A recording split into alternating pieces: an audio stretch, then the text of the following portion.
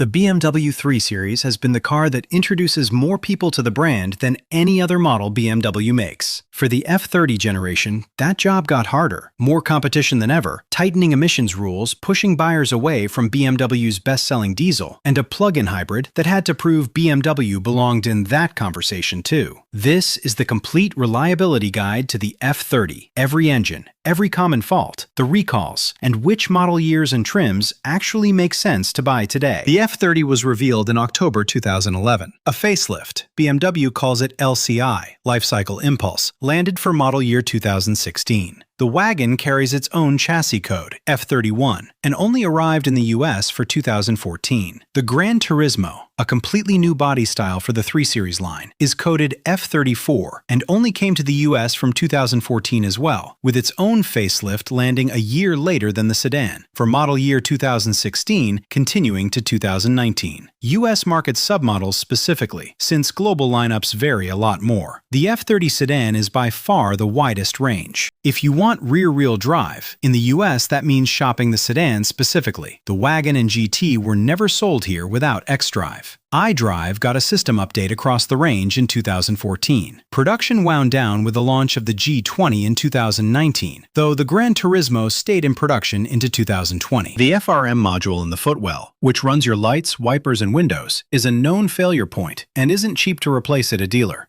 A smaller than original battery may shorten its life. Independent BMW specialists can often handle this for meaningfully less than a dealer quote.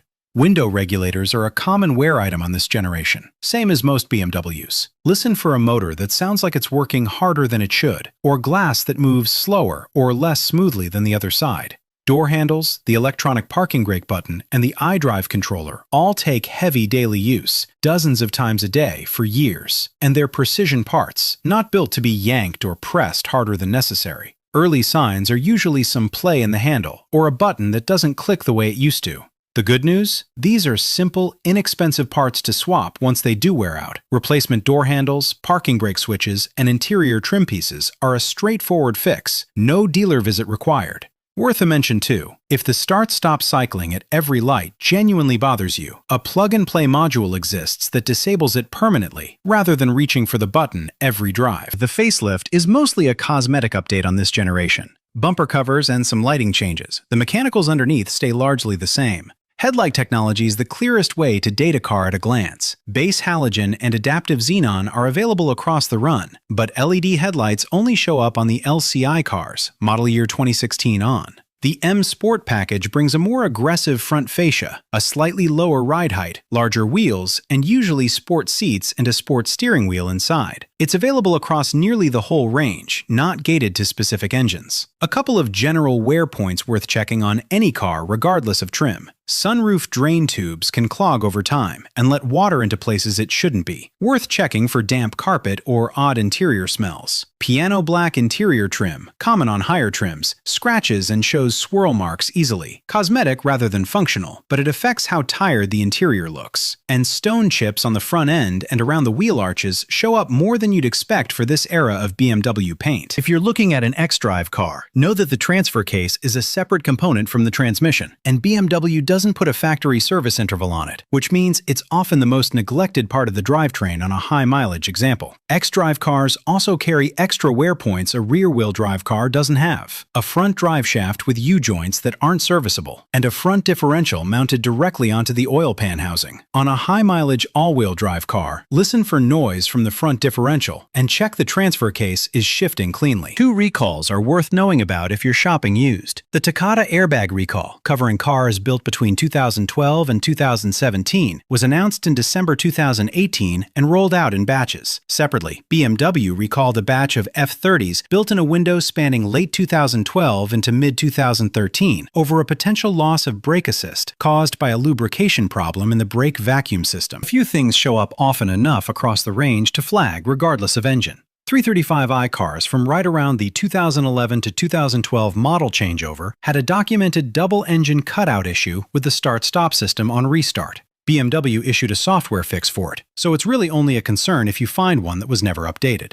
A failing coolant temperature sensor tends to announce itself sideways rather than directly. Fuel economy quietly gets worse as the ECU compensates for a reading it can't trust. The indicated temperature stops sitting rock steady on the display, and shifts get noticeably clunkier as the transmission falls back into a protective mode. A failing water pump usually shows up as high coolant temperatures or a low coolant warning, most commonly reported by owners somewhere past 100,000 miles. Many F30s started life as high-mileage lease or fleet cars, so check that the service history and interior wear actually match the odometer. A pristine seat and a worn, smooth steering wheel next to 40,000 miles on the clock is a mismatch worth asking about. The 318i runs the B38, a 3-cylinder engine, and it's one of the more dependable engines on this whole list. The rattly noise you'll hear on cold start is completely normal for a 3-cylinder. Nothing to worry about there. It's worth listening for anything beyond that, though. A louder or harsher rattle that doesn't fade once the engine warms up is worth having checked. The 316i runs the N13, a 4-cylinder engine. Keep an eye out for coolant leaks, especially around the hoses, and for a flat spot in power that can point to a cracked intake hose letting air in where it shouldn't. If you hear a noisy, rattly timing chain, take it seriously. That's not a small repair. The chain and the guides both need replacing together. The 320i, 328i, and 330i all share the same 2-liter 4-cylinder engine, just in 2 different versions depending on the year. Earlier cars have the N20, later facelift cars have the B48. On the N20, timing chain guide wear does show up, and it's worse on cars with a spotty service history. A full paper trail matters more here than on most engines. On older N20 cars specifically, check that coolant isn't mixing into the oil, a sign the oil pump seal is starting to fail. The B48 that replaced it fixed the timing chain weakness and is a genuinely solid, reliable engine. The only things worth checking are a coolant hose near the top of the engine and the oil filter housing gasket. Both simple, inexpensive fixes if they do leak. The 335i runs the N55, a 6-cylinder engine. The 2 spots worth checking for leaks are the oil filter housing and the oil pan underneath. A loss of boost or power with everything else looking fine usually points to the boost control solenoid rather than a bigger issue. The 340i runs the B58, a 6-cylinder engine, and it's one of the best engines BMW has ever built. It was co-developed with Toyota for the Supra, and it shows. Strong, reliable, and easy to tune if that's ever something you want to do down the line. About the only thing worth flagging is some rubber seals wearing out on very high mileage cars, a minor, inexpensive fix. The 316D, 318D, 320D, and 325D all share the same 2-liter diesel engine, again in 2 versions depending on the year, the N47 on earlier cars, the B47 on facelift cars. The older N47 had a rough reputation for timing chain failures. That's the diesel BMW is known for online. But BMW revised it more than once and largely fixed the problem well before this generation came out. Still worth listening for a rattly noise on cold start on the earliest cars, just in case. The B47 that replaced it is considered one of the most reliable diesel engines BMW makes, dependable and efficient, though a few specialists flag occasional crankshaft pulley wear and EGR issues on early examples. Worth a quick check either way. The 330D and 335D both run the N57, a 6-cylinder diesel, and it's a strong, dependable engine overall. The most common repairs in the first stretch of ownership are the thermostat and the oil filter housing, both straightforward jobs. EGR problems are the next most common thing to watch for. It pairs with a smooth, long-lasting automatic transmission, and a preventive fluid change every so often goes a long way toward keeping it that way. The Active Hybrid 3 was a sales flop, and it shows. Weak electric range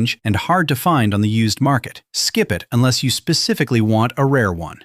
The 330e is the better hybrid pick, a proper plug-in with real electric range. If you're looking at an older one, just check the battery hasn't degraded much. Stay away from the early 316i, 320i, and 328i unless the service history is spotless. That's where most of the risk on this list lives. For a budget-friendly pick, look at a 320D from 2013 onward. If you've got more to spend, a 340i or a 335D are the strongest picks in the whole lineup. Across the board, the safest bets are anything built from 2015 onward, and the 6-cylinder engines in general. One rule for every engine on this list: don't wait for BMW's longest oil change interval. Change it more often, and your BMW will last a lot longer. That's the F30, model by model. Which one are you looking at? Let us know in the comments.